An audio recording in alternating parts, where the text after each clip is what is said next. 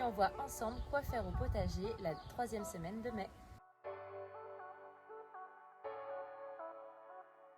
J'espère que tout le monde va bien. On est dimanche et comme chaque dimanche, on se retrouve ensemble pour jardiner. Cette semaine, il a beaucoup plu avec des températures assez élevées, ce qui a favorisé l'invasion encore de gastéropodes. Donc la coriandre qu'on a plantée la semaine dernière, elle a disparu. Les laitues qu'on a plantées la semaine dernière, elles ont disparu. Donc un vrai carnage. J'espère pouvoir manger au moins une laitue que j'ai semée et plantée avant la fin du mois de mai quand même. Ça, s'il vous plaît, les escargots, les limaces, c'est moisant quand même.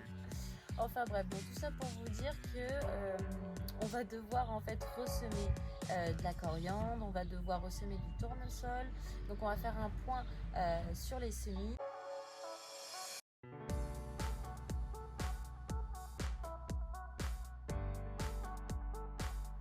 Pour rempoter des cucurbitacées, donc la méthode est assez classique. Vous allez venir démoter, puis faire un trou, mettre votre plantule jusqu'au collet et bien tasser et re-arroser derrière.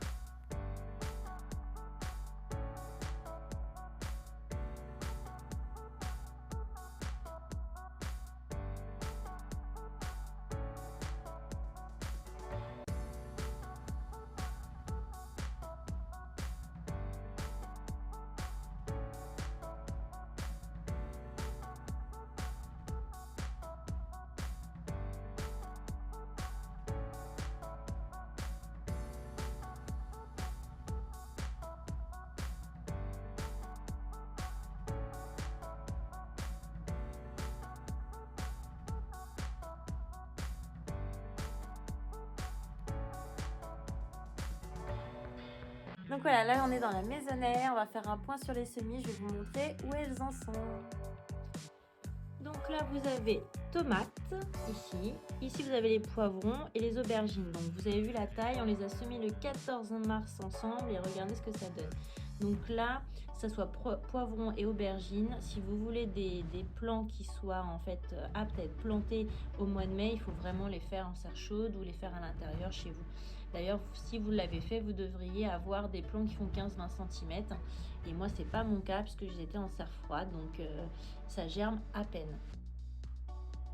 Ici, vous avez les haricots qu'on a semés en godet la semaine dernière pour justement, pour éviter que les grains ne pourrissent en pleine terre au vu des quantités de pluie qu'on a eues. Là, vous avez des tomates. Alors, en rangeant mes semis, j'ai fait tomber les étiquettes, donc je ne sais pas si c'est de la noire de Crimée ou de la cœur de bœuf. Là, c'est les tournesols que je n'ose pas planter parce que tous les autres, c'est-à-dire les 50 autres, se sont fait manger. Donc j'attends encore un peu. Là vous avez le céleri rave qui continue sa croissance. Là vous avez du brocoli et derrière un petit pied d'oseille. Alors l'oseille, il vaut mieux le diviser.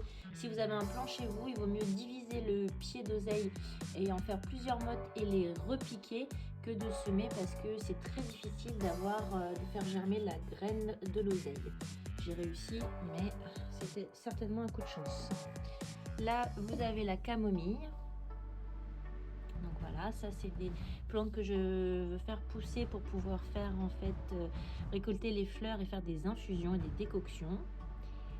Là, vous avez le zinnia, qui est une fleur, donc il va falloir repiquer le zinnia.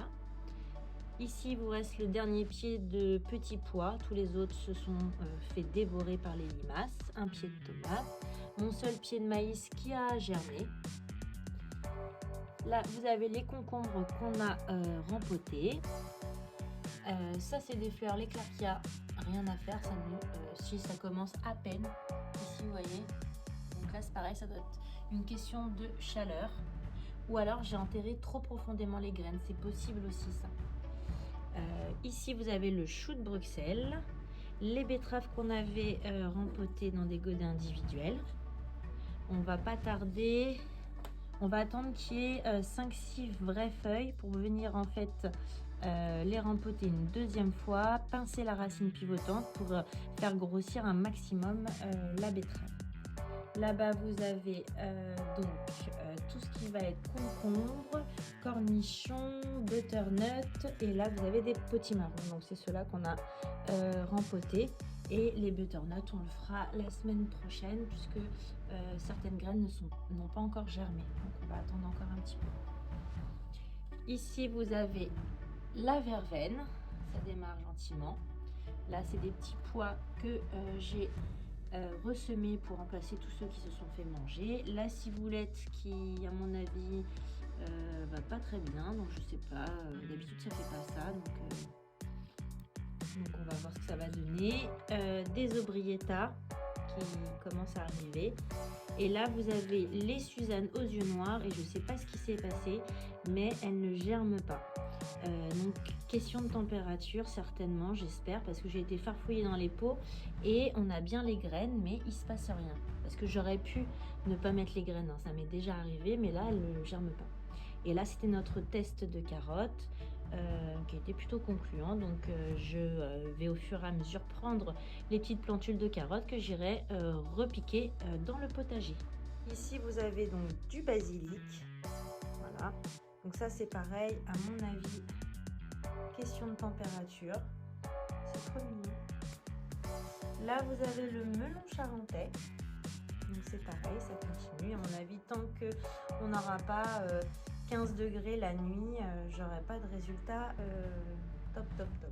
Ici vous avez le brocoli, la coriandre et les choux-fleurs. Donc tous les plants que j'aurai en trop finiront chez mes parents, mes beaux-parents, ma belle-sœur, les voisins, enfin tous ceux qui en auront besoin. Je me ferai un plaisir de leur offrir.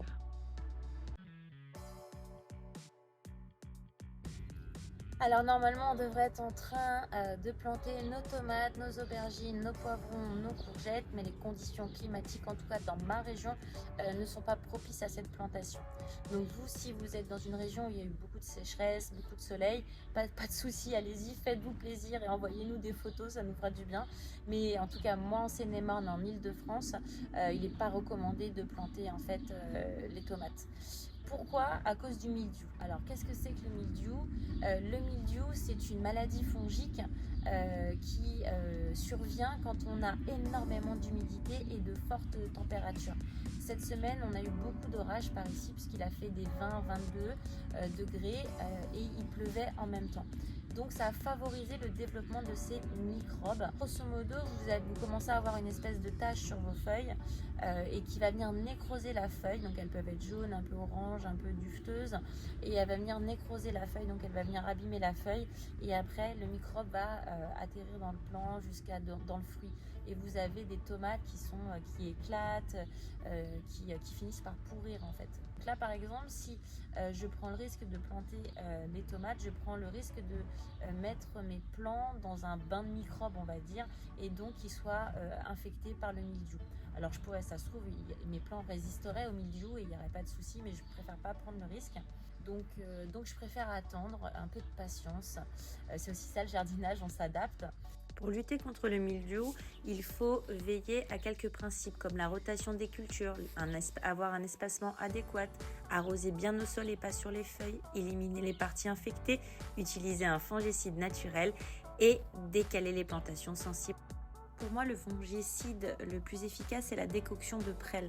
Donc j'en ramasse dès que j'en trouve, je les fais sécher, j'en fais une décoction et ensuite je pulvérise quand c'est le cas. C'est ce qui m'a permis l'année dernière de ne pas avoir toutes mes tomates de foutues. Ensuite, vous avez le lait.